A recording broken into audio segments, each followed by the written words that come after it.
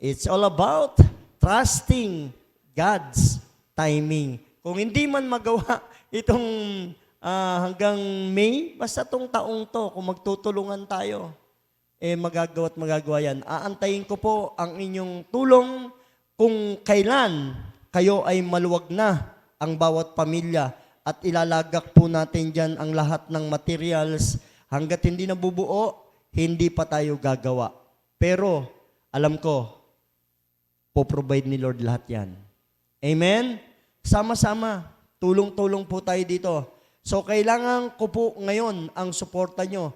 Lalo tigit, yung mga kapatid natin na pinapunta sa ibayong dagat, may gagampanan kayo, kaya kayo pinapunta dyan. At yan, nawa, ipaisip sa atin ng Lord yan. Pagpalain kayong lahat na susuporta o sumusuporta dito sa iglesia para mapatapos na po natin ito. So, ang ating pong topic ay Trusting God's Timing. Ayan. Pakibasa po, basahin po natin ang ating pong teksto. Ecclesiastes 3, verse 1. Sabi dito sa English, there is a time for everything and a season for every activity under the heaven. Ang lahat sa mundong ito ay may kanya-kanyang panahon, may kanya-kanyang oras. Kasama na po yung hardship. Ano po? Hindi po tapos tayo sa hardship habang nandito tayo sa earth. May hardship pa rin tayong kakaharapin. Akala ko nga po sa buhay kong ito, tuloy-tuloy na tayo eh. Pero it's an amazing announcement na nabaltaan ko na yung sitwasyon na ganon. So, okay lang. Tanggapin natin ang bawat sitwasyon ng buhay. Kasi ito yung panahon na yon. Amen?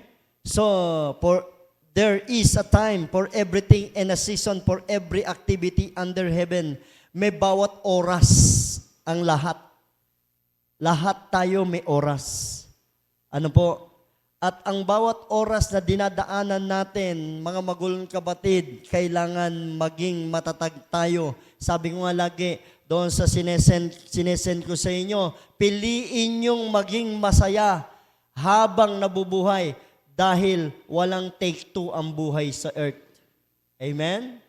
Huwag mo nang ikalungkot pa ang anong bagay. Kung hindi, kung ano man ang bagay na darating sa atin, o kung mabigat man yan, sikapin natin na magpursige at huwag give up. Kayanin natin ang ano pa mga bagay na, o paghandaan din natin ang lahat ng bagay na yan. Dahil lahat ng activities under heaven ay may kanya-kanyang time. What is the key points of this message? Ang sabi diyan sa verse 1, there is a time for everything. Napakalinaw. May oras ang lahat ng bagay.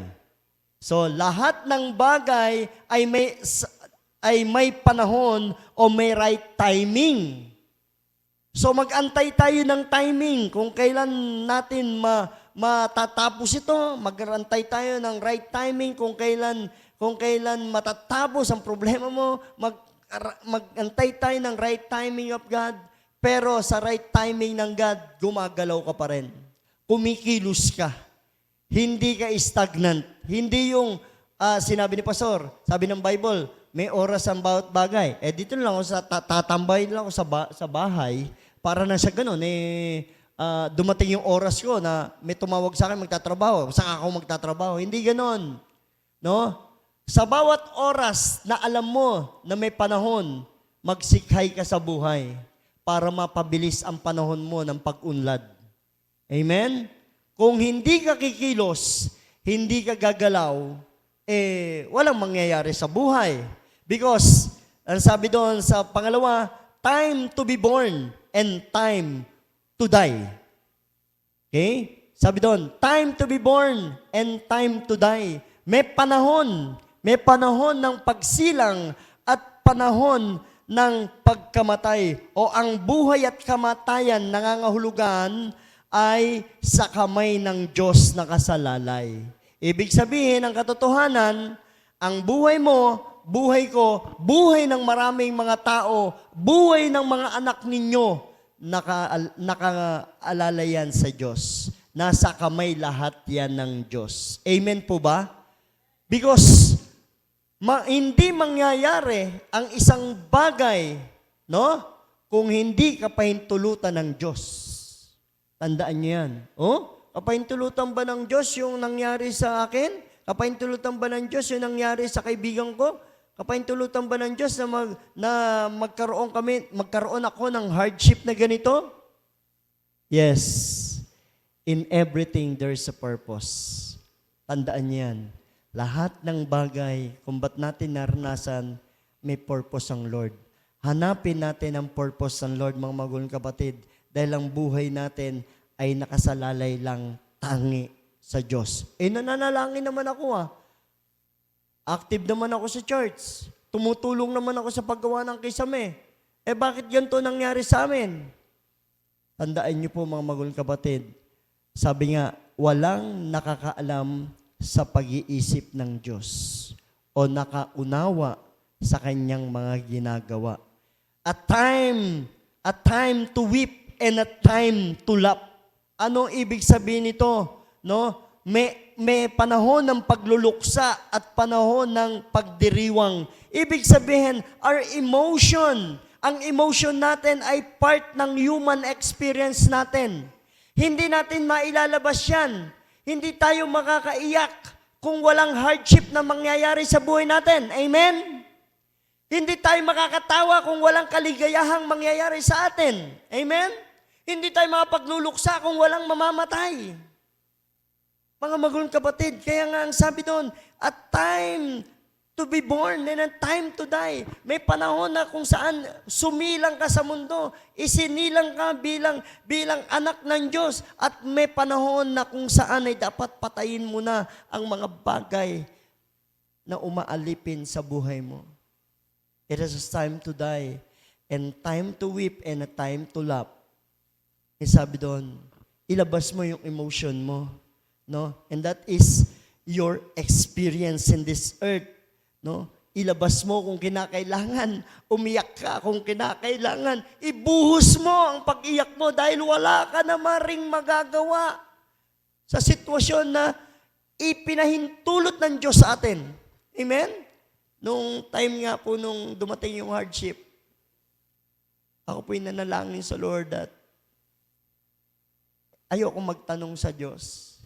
Pero, kasi binitiwan ko na yung salitang yun sa inyo na sisikapin ko na sa biyaya ng Lord mapatapos yan hanggang May. Pero, nga papatapos yan kung tulong-tulong talaga tayo So, sa biyaya po ng Panginoon,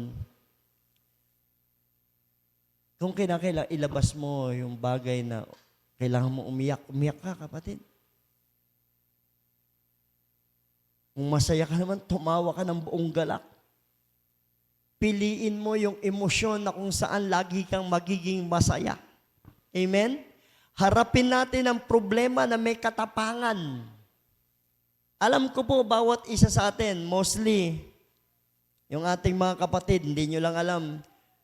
Ewan ko kung sino pa hindi nakakalam, basta kami alam namin, ang mag-asawa humaharap, ang ating mga kapatid ay humaharap sa napakalaking sitwasyon ng buhay ngayon.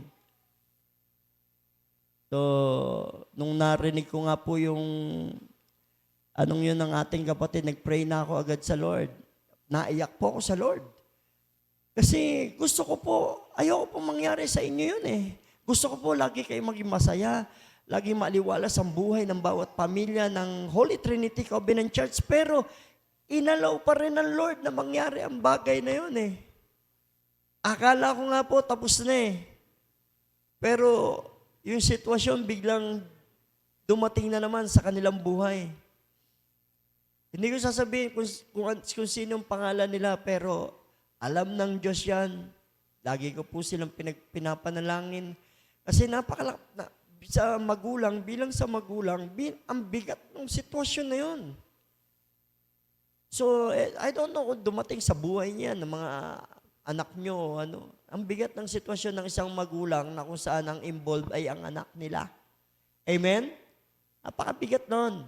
Kaya patuloy po tayong magdalanginan sa isa't isa. Yung iba, nag-spread ako ng prayer na sa bawat pamilya, ipanalangin niyo po yung pamilya na in-spread ko para nang sa ganun, bawat isa ay magtulungan sa panalangin. Ang bigat po ng sitwasyon. Pero sabi nga, ilabas mo. It is time to weep. Time to weep. No? Ilabas nyo. Kayong mag-asawa, kayong pamilya, kung anong sitwasyon. Pero habang umiiyak ka, manalangin ka sa Lord, ipaisip ng Lord kung anong paraan ang pwede mong gawin at gumamit siya nawa ng mga tao. Sabi ko nga, kung ako, milyonaryo o mayaman, sa totoo lang my heart is this. Kung ako milyonaryo o mayaman, hindi na kayo magdadalawang salita sa akin. Hindi utang. Bibigay ko na lang sa inyo. Kahit 1 milyon, 2 milyon yan. Kaso hindi tayo inalaw ng Lord na doon sa sitwasyong yun Inalaw tayo bilang pastor So, pero kaya ako nasasabi to, dahil yun ang puso ko Yun ang puso ko. Gusto kong tumulong, maging maaliwalas, maligaya ang buhay ng bawat pamilya. So ayoko naman nalulungkot. Gusto ko laging masaya kasi galing na ako sa pamilyang malungkot. Malungkot at magulong buhay. Kaya gusto ko lahat kayo masaya. Pero dumarating pa rin sa atin ang kalungkutan. Number 4, a time to tear down and a time to build. Ecclesiastes 3:3. There's a time to destruction, a time to restoration. May panahon ng pagbagsak o pagwasak at may panahon ng pagtatayo, mga magulong kapatid. Amen? A time to tear down.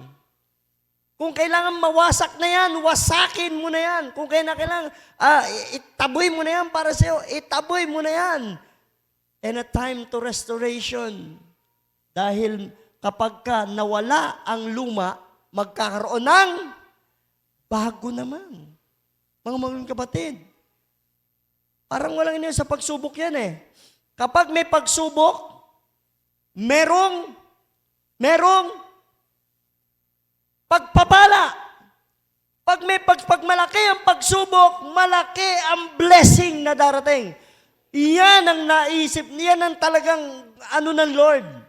Subok ko na yan Kapag maraming pagsubok, may mga hardship ka, maraming pagpapala ang darating sa buhay mo.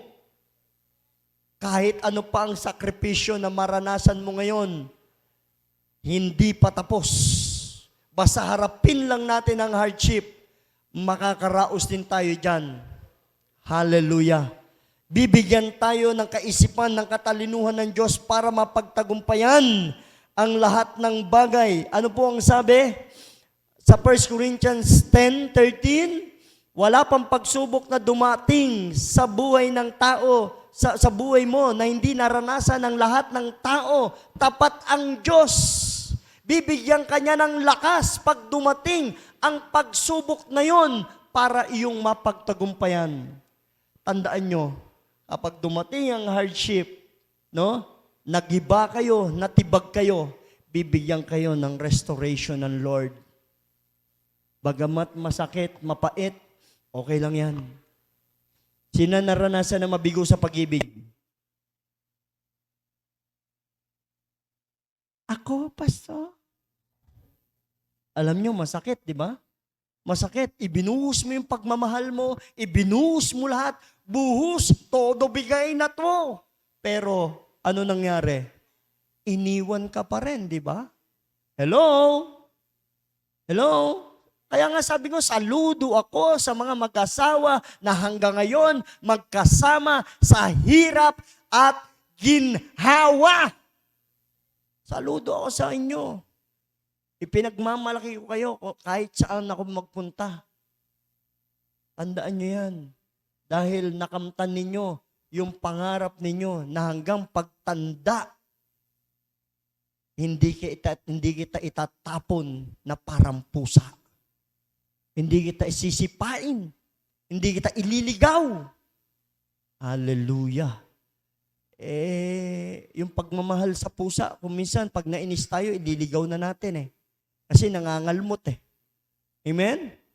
Pero sa mag-asawa, kahit kalmutin ka, wag mo siya ililigaw, ha? Alam ko, minsan may mga mag-asawang nagkakalmutan. Alam niyo ba yung mga pusang yung nag-aaway?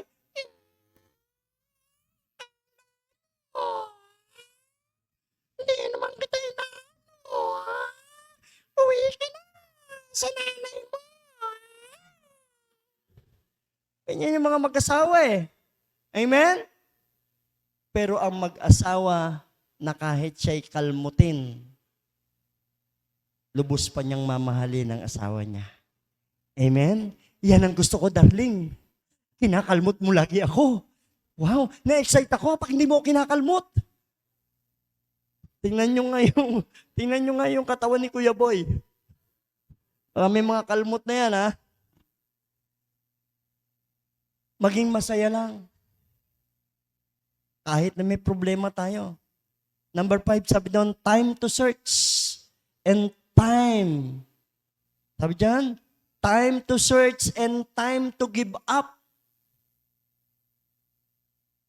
May oras ng paghahanap at oras ng pag-let go mo. Amen?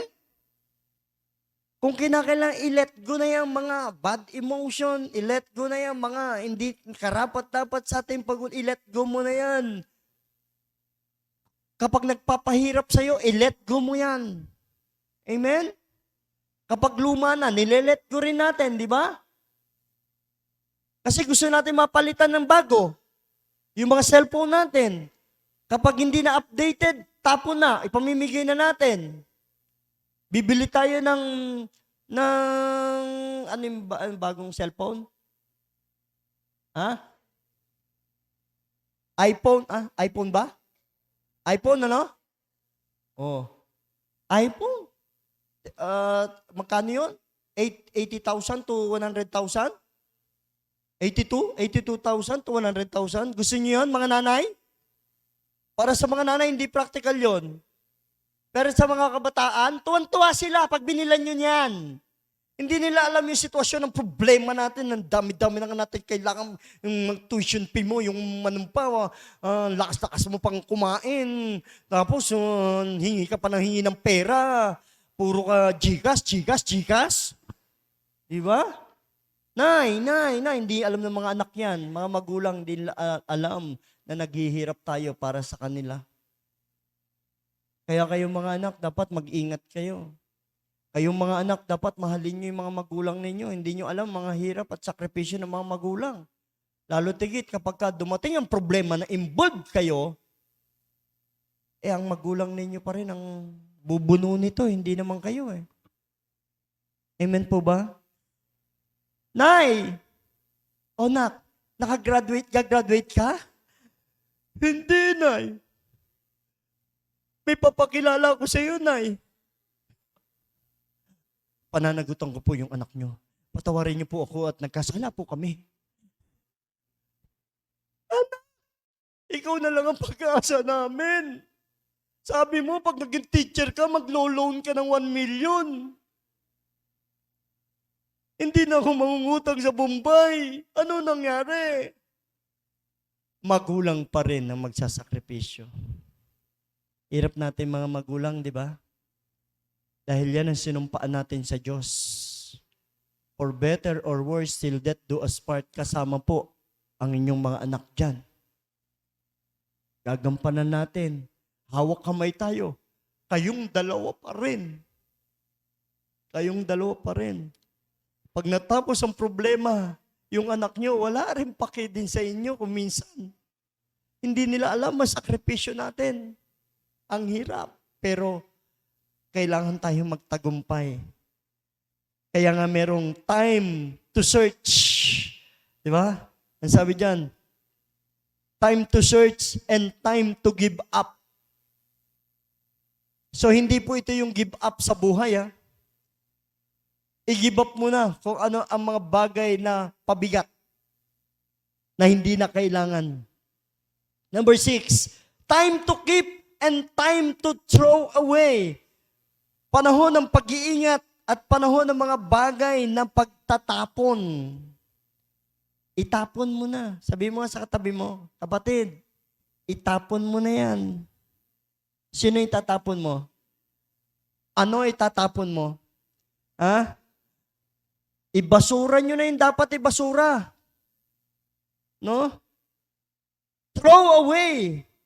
At ingatan nyo yung dapat ingatan. I-value nyo yung dapat yung i-value sa buhay. May mga kaibigan tayo na laging nandyan, nakakatulong. I-value nyo sila. May mga tao na isang lapit mo lang, agad-agad nandyan. I-value nyo sila. I-value nyo yung mga taong o i-appreciate ang mga tao na talagang laging sumusuporta sa inyo. Kapag tinawag nyo, te, kuya, aligaga para tulungan ka. Nay, tay. Pero ikaw, anong ginagawa mo? Pabigat, dapat ikaw yung itapon eh. Amen? Tingnan mo yung katabi mo. Dapat ikaw yung itapon eh. Kasi pabigat ka sa pamilya. Kapag merong isang pabigat sa pamilya, kung matalino yung magulang, itapon mo. Tamad eh. Pabigat eh. Amen. Paghugasin mo lang ng pinggan, hindi marunong eh. Paglutuin mo ng itlog, hindi marunong, nasusunog pa. Itlog na lang iluluto, nilaga yun ha. Nilagang itlog, nasunog pa. Akalain mo yung anak na yan? Lumaki na walang alam? Sino may kasalanan? Tayo ring mga magulang.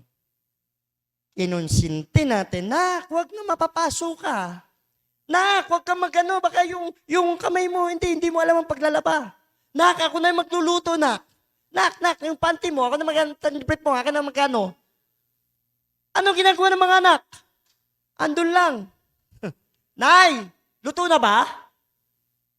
Nay, naglalaba pa yung nanay. Nay, ano pong ulam? Nay! Hallelujah. Sakit ng ulo ng mga anak. Amen? Meron ba kayong sakit ng ulong mga anak? Kahit masakit ang ulo nyo sa mga anak, wala kayong magagawa, anak nyo yan. Dapat nyong mahalin. Dapat nating arugain. Dahil binigay sila ng Diyos sa atin eh. Amen? Malay nyo, someday, sa kanilang katamaran, biglang lumaglag ang isang eroplano doon sa inyong kampo, sa inyong malapit sa bahay nyo. Nagtumakbo yung anak mo, nakakuha ng isang maletang pera. Wasak-wasak na ang katawan nung may hawak ng pera. Biro mo yun, no? Nay, tamad man ako, lumaglag sa akin ang swerte. Do you imagine that? Hindi pa tapos. Habang nabubuhay, may pag-asa. Huwag kayong mawawala ng pag-asa sa mga sakit ng ulo ng mga anak ninyo. Dahil hindi pa tapos ang Diyos sa kanila. Huwag nyo silang ika-curse. Pagpalain nyo po sila. Amen? Pagpalain nyo yung mga anak nyo dahil darating ang araw, maging pagpapala rin sa atin yan. Tulungan natin sila. Suportahan natin sila. Ecclesiastes 3 verse 6, anong sabi diyan? May panahon ng paghahanap at panahon ng pagkawala niyon. Ang panahon ng pag-iingat sa isang bagay at panahon ng pagtatapon. So mga magulong kapatid, pag-iingat at releasing. May mga bagay na dapat ingatan. May mga bagay na dapat nang i-release. At wag nang makulong pa tayo sa isang bagay na yon. What is light application about this? Ang katotohanan sa ating pong Ecclesiastes, ating pong binabasa. God has made everything beautiful in its time. in each time. Hindi mangyayari sa atin yan kung walang magandang bagay na mangyayari sa buhay natin. Amen? Tandaan nyo mga maging kapatid, huwag kang magmadali.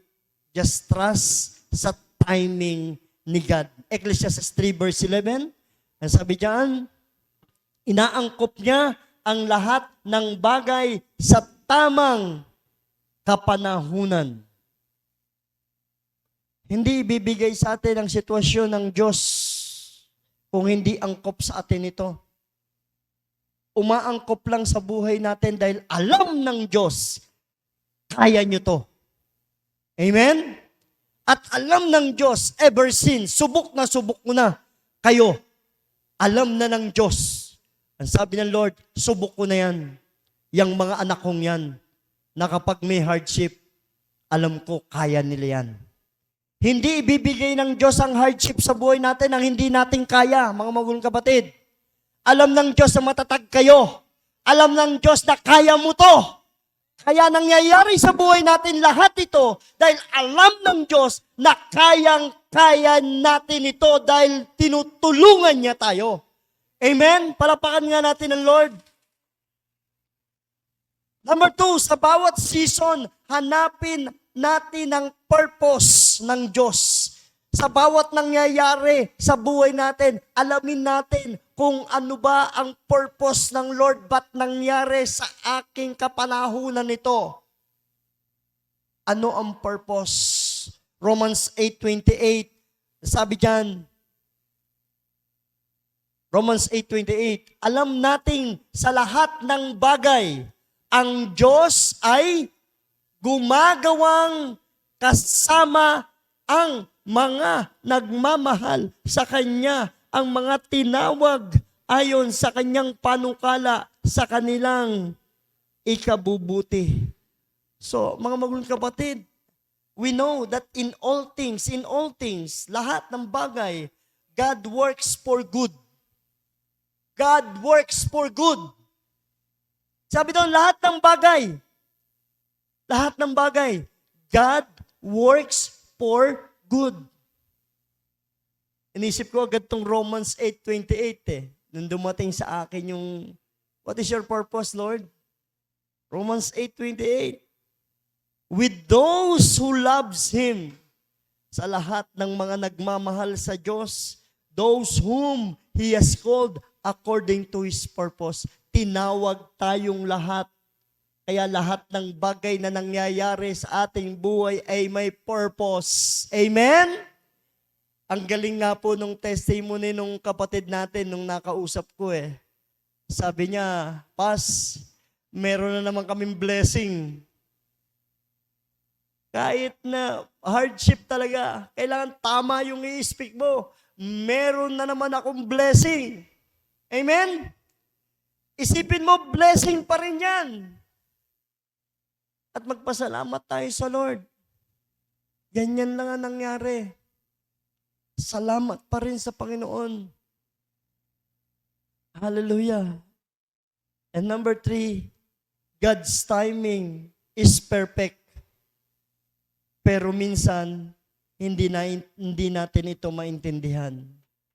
Alam niyo ba, perfecto ang timing ng Lord? Nag-uusap kami rito sa kisame natin. Balik tayo sa kisame. 4 years na pinag-uusapan namin o na pag-usapan natin ang kisame na magpapakisame tayo, etc. Ang dami pang nangyari, ang dami pang dumaan. Nagbababagyo-bagyo ang 4 years na yan. So eto na pala. In the perfect timing of God, 2026, eto na. Amen? Yung hindi ba nanghingi tayo ng mga donasyon sa gobyerno, donasyon dito kung tutusin, pwede natin gawin, pero hindi natin ginawa sa pamamagitan po ng pagtutulungan nating lahat ito. Amen? Sa pamamagitan ng pagkilos, paggalaw ng Diyos sa buhay natin because the time is here, the perfect timing of God. Ito na ang perfect timing ng God. Amen po ba? Sabi mo sa katabi mo, kapatid, kaya ikaw, Timing na. Ha? Timing na ng bawat isang pamilya. Pero, again, ulitin ko, hindi, hindi sa pilitan. Kung sino lang ang may kakayahan sa bawat pamilya, yung maisip lang, may burden, biro mo. Nag-order ka sa Shopee ng 800, 700. Dumarating sa'yo, buwan-buwan, 800, 700, Shopee, ha?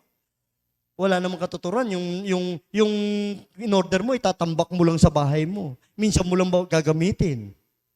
Di ba? Basta gusto nyo lang, meron kayong ganun. Isakripisyo nyo yung isang buwan nyo sa Shopee. Amen po ba?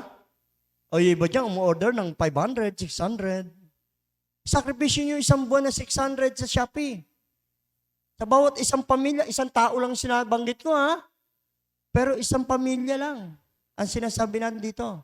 Isang metal paring, isang kisame, matatapos natin yan. Kahit utangin ko muna yung sahod nila Raymart.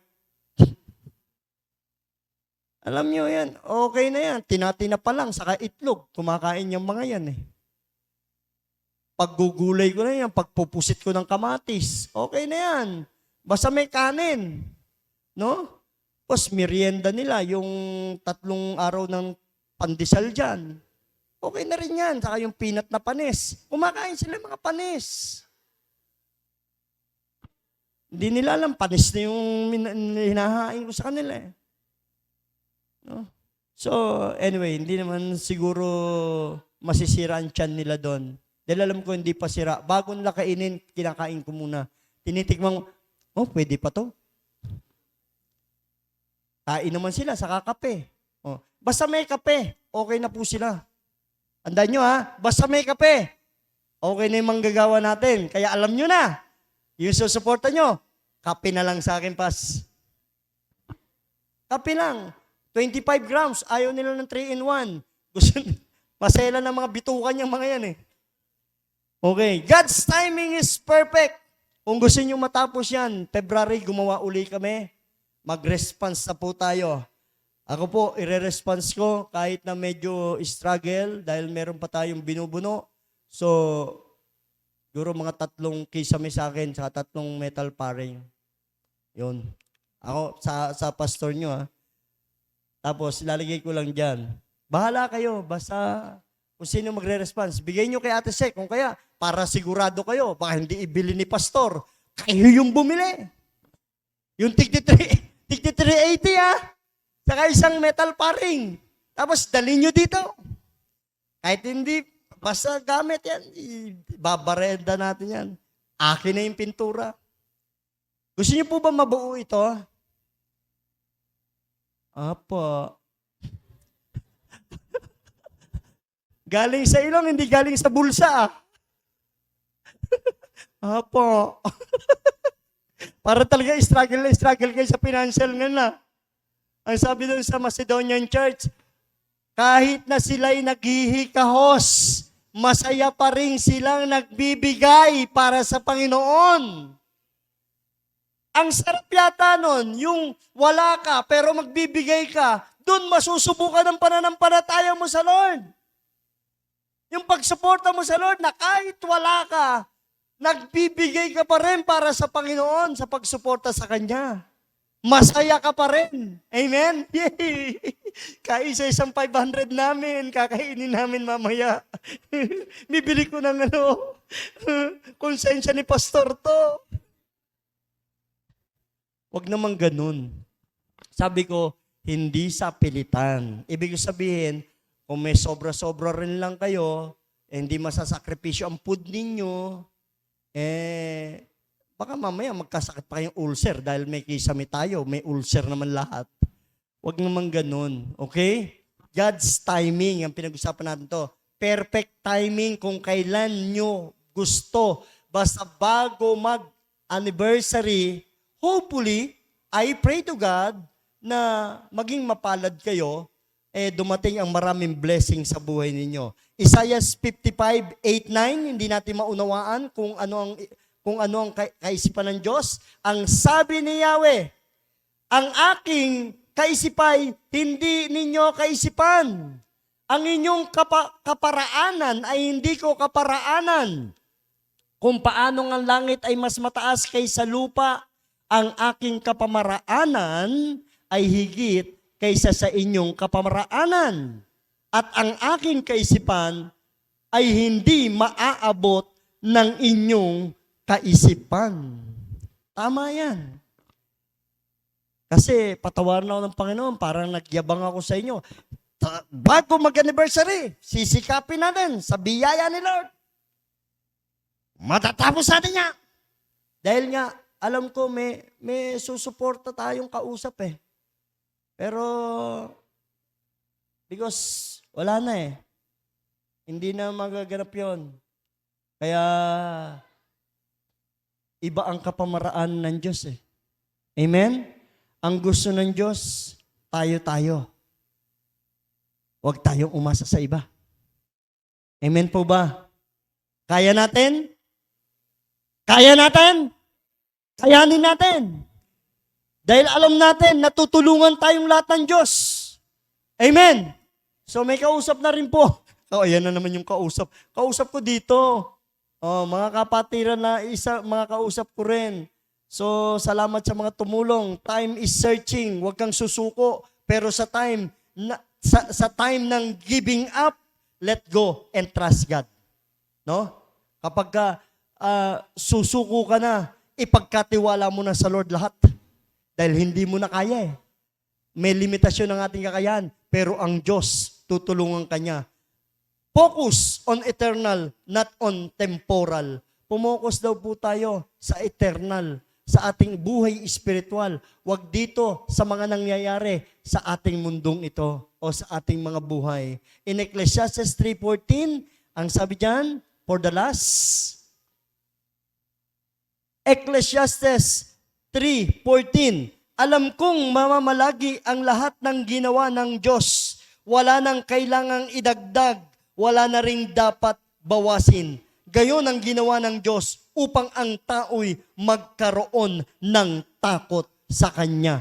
Wala nang ibabawas, wala nang idadagdag sa ginawa ng Diyos. Kaya alam ng Diyos kung ano ang magiging sitwasyon ng buhay nating lahat. Purihin ang Diyos. It is a time for everything. Let us all rise. Thank you, Jesus.